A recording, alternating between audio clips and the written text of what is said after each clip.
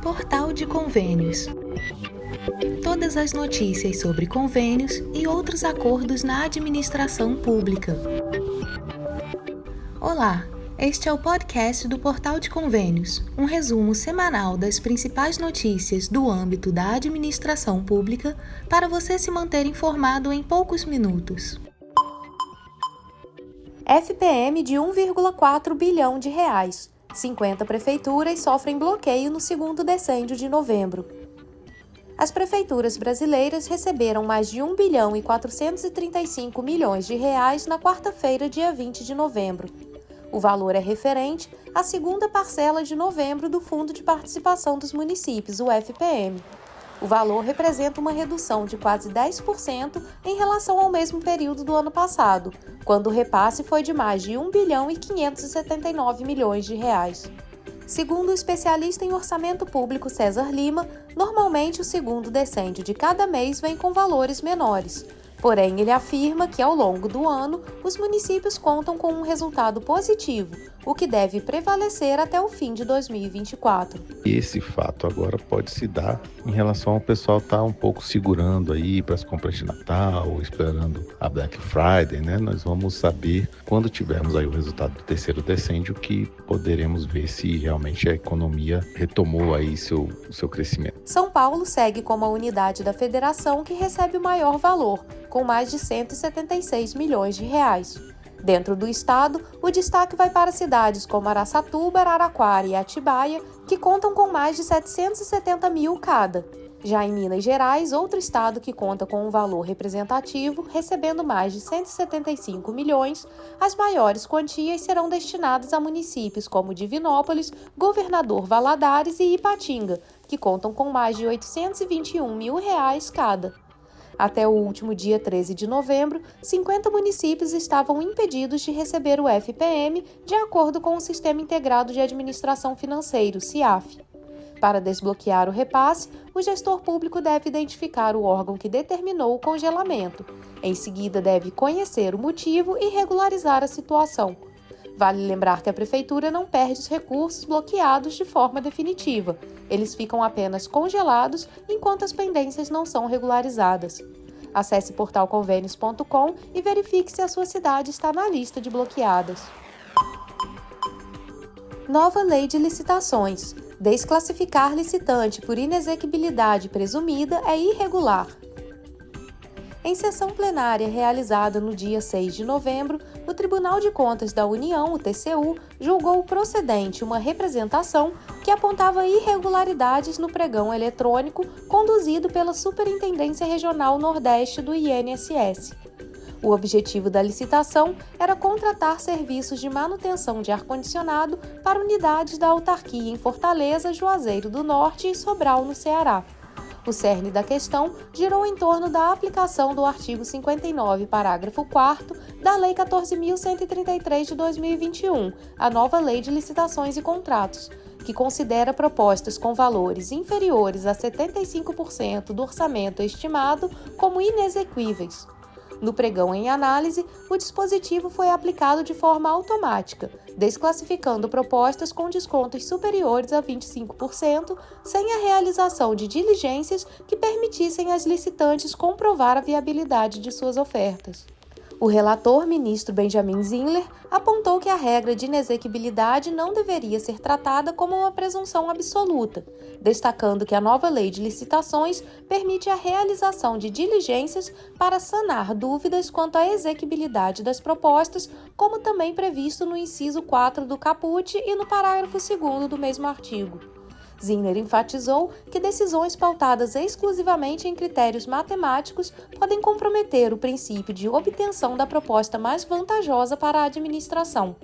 Para sustentar sua posição, o relator citou precedentes do próprio TCU, como o Acórdão 2189 de 2022 plenário, que estabelece a necessidade de diligências em situações similares. Ele também invocou o artigo 20 da Lei de Introdução às Normas do Direito Brasileiro, que exige a consideração das consequências práticas das decisões administrativas e judiciais. O TCU concluiu que a desclassificação de propostas de forma automática poderia gerar prejuízos financeiros significativos à administração. Assim, determinou ao Instituto Nacional do Seguro Social, INSS, que adote medidas corretivas, anulando os atos de desclassificação e retornando o processo à fase de classificação das propostas, para permitir a análise da exequibilidade de cada oferta com base em diligências apropriadas. Essa decisão reforça a importância de uma interpretação sistemática e não literal da nova lei de licitações, buscando compatibilizar seus dispositivos com os princípios constitucionais que regem a administração pública, como eficiência, economicidade e busca pelo melhor resultado possível nas contratações públicas. Confira mais informações no voto do relator pelo Acórdão número 2378 de 2024 plenário, acessando o link disponível em portalconvênios.com. MGI divulga resultados das revisões das provas de títulos do CPNU. Na terça-feira, 19 de novembro, o Ministério da Gestão e da Inovação em Serviços Públicos, o MGI, publicou os resultados dos pedidos de revisão das notas das provas de títulos do Concurso Público Nacional Unificado, CPNU. Os participantes podem acessar o resultado na área do candidato utilizando login e senha pelo portal gov.br. A revisão de títulos foi solicitada por candidatos nos dias 4 e 5 de novembro em recurso dirigido à banca examinadora da Fundação SESGRAN Rio, organizadora do concurso. Segundo os editais, a decisão da banca é definitiva, podendo manter, aumentar ou reduzir a pontuação original. Os documentos oficiais reforçam que não caberão recursos ou revisões adicionais. A etapa de avaliação de títulos tem caráter classificatório e corresponde a 0%, 5% ou 10% do total da nota final, de acordo com os percentuais definidos nos editais dos 8 blocos temáticos. O valor máximo dessa prova é de 10 pontos, independentemente da soma de valores dos títulos apresentados. Foram considerados apenas os títulos especificados nos editais, como diplomas de doutorado, mestrado e certificados de especialização, além da experiência profissional, que recebeu 0,5 ponto por ano completo. A escolaridade mínima exigida para cada cargo foi avaliada separadamente e não pontuada nesta etapa. Candidatos que não enviaram a documentação exigida até 11 de outubro receberam nota 0 na avaliação de títulos. No entanto, essa ausência de pontuação não os desclassifica, já que mantém as notas obtidas nas provas objetivas e discursivas ou de redação. Ainda assim, a avaliação de títulos é determinante para o ranqueamento final. Dos 45.082 candidatos habilitados a enviar os títulos em outubro, muitos poderão ter sua classificação alterada com base na pontuação revisada. O resultado final do CPNU foi divulgado na quinta-feira, 21 de novembro. A lista inclui os candidatos classificados para vagas imediatas, bem como os que integram a lista de espera conforme sua pontuação final. Foram considerados aptos aqueles que, após a soma de todas as etapas, provas objetivas, discursivas e títulos, estavam classificados até o limite de 2 vezes o número de vagas ofertados em cada bloco temático. O Concurso Público Nacional Unificado, apelidado de Enem dos concursos, busca garantir maior transparência e padronização na seleção para cargos públicos, com ampla participação de candidatos em todo o país. Confira os resultados no site do concurso e, para tirar outras dúvidas, acesse o link disponível em portalconvênios.com. G20. Prefeitos reivindicam 800 bilhões de dólares para ações climáticas. Durante a aguardada cúpula do G20, líderes de mais de 100 cidades aproveitaram a oportunidade para pressionar os governos das maiores economias do mundo sobre questões urgentes relacionadas à sustentabilidade urbana e às mudanças climáticas. A discussão foi embasada no Urban 20, documento que contempla várias propostas que refletem as demandas de gestores municipais voltadas para o desenvolvimento socioambiental. Entre as principais pautas apresentadas está a necessidade de facilitar o acesso dos municípios a financiamentos que viabilizem projetos sustentáveis. Uma das demandas centrais sugere a criação de um fundo de garantias para cidades verdes, com o objetivo de incentivar ações de preservação ambiental e socioambientais de alto impacto para a população. prefeitos e lideranças globais, incluindo representantes do Pacto Global de Prefeitos pelo Clima e Energia e da rede C4 Cities, apresentaram à cúpula do G20 um pedido formal de 800 bilhões de dólares. A solicitação está fundamentada nas projeções dos impactos das mudanças climáticas nos próximos anos e visa financiar ações estratégicas para mitigar seus efeitos e fortalecer a resiliência das cidades. Um dos prefeitos presentes declarou que ações climáticas exigem um compromisso financeiro significativo e os gestores estão diante de uma oportunidade única para alinhar agendas globais com as necessidades locais. Outro ponto de destaque foi a preocupação dos gestores municipais com a disponibilidade de água e a infraestrutura de saneamento básico. Foram propostas medidas para apoiar cidades em áreas de alto risco e baixa renda, incluindo a implementação de sistemas de alerta e projetos de melhoria de higiene e saneamento. Os prefeitos ressaltaram que a falta de acesso a recursos adequados para enfrentar essas questões ameaça tanto o bem-estar das populações urbanas quanto a segurança ambiental global. As propostas apresentadas refletem a urgência de fortalecer a cooperação internacional para enfrentar desafios climáticos e urbanos. Segundo os líderes municipais, o G20 tem o poder de catalisar mudanças importantes para promover políticas que facilitem o acesso a financiamentos e ao estabelecer mecanismos de apoio técnico e financeiro para as cidades. A reunião da cúpula do G20 é uma iniciativa que pode dar visibilidade às demandas dos municípios para reforçar o papel das cidades na luta contra as mudanças climáticas.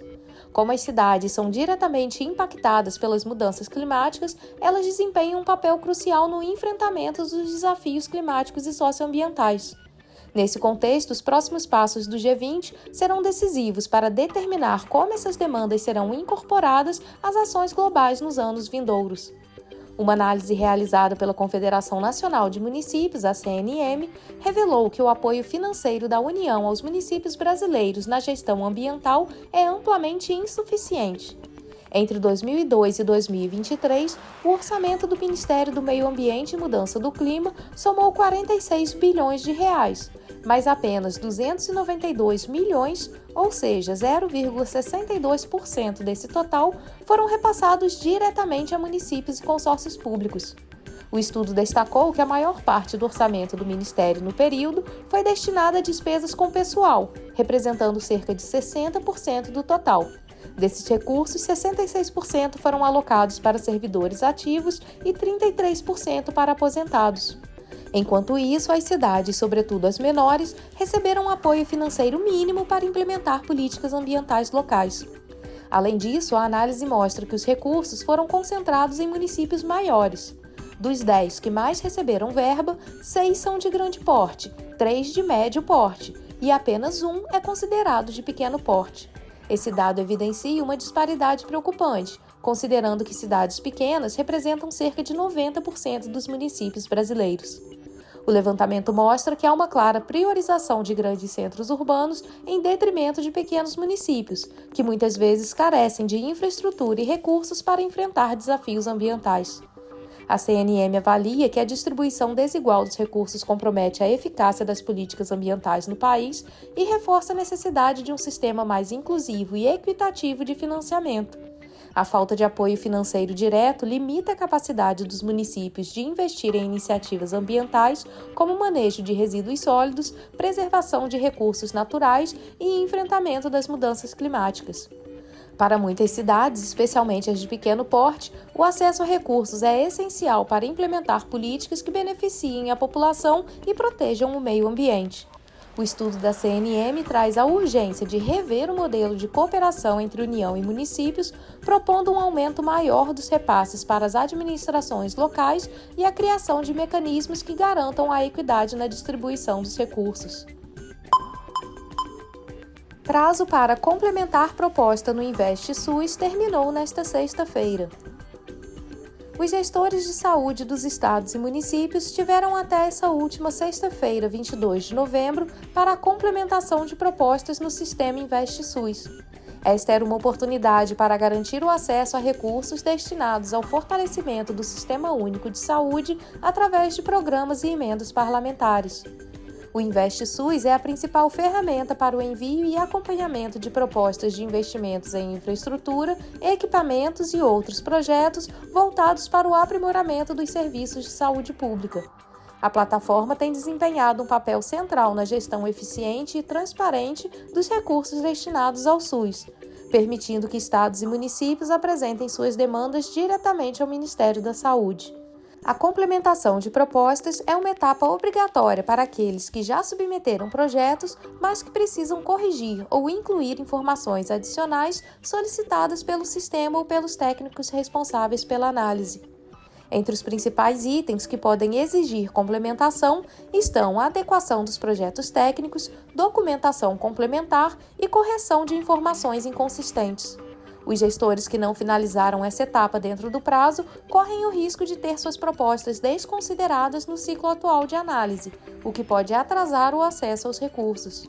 Para evitar contratempos, é importante que os responsáveis sempre sigam algumas recomendações. A primeira delas é revisar todos os documentos enviados. Certifique-se de que as informações estão completas e corretas. Outra recomendação é atender às exigências do InvestSUS.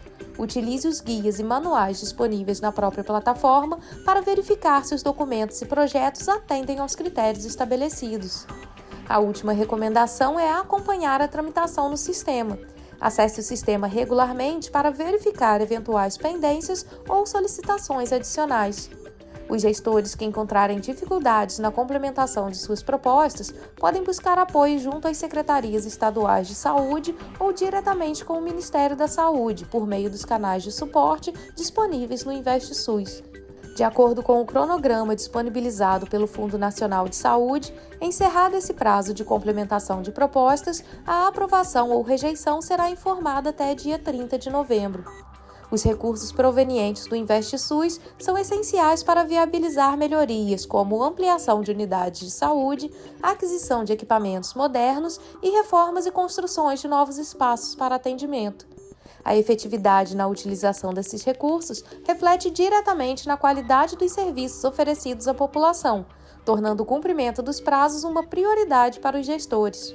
Caso ocorram novas alterações em programações orçamentárias ou limites para movimentação e empenho de emendas impositivas, ensejando a abertura do Sistema Integrado de Planejamento e Orçamento, SIOP, para fins de alteração de beneficiários e prioridades pelo parlamentar após o decurso dos prazos deste cronograma, fica a cargo da Diretoria Executiva do Fundo Nacional de Saúde a prorrogação do prazo. Em atenção ao princípio da anualidade orçamentária, a data limite para a celebração dos instrumentos é 31 de dezembro de 2024.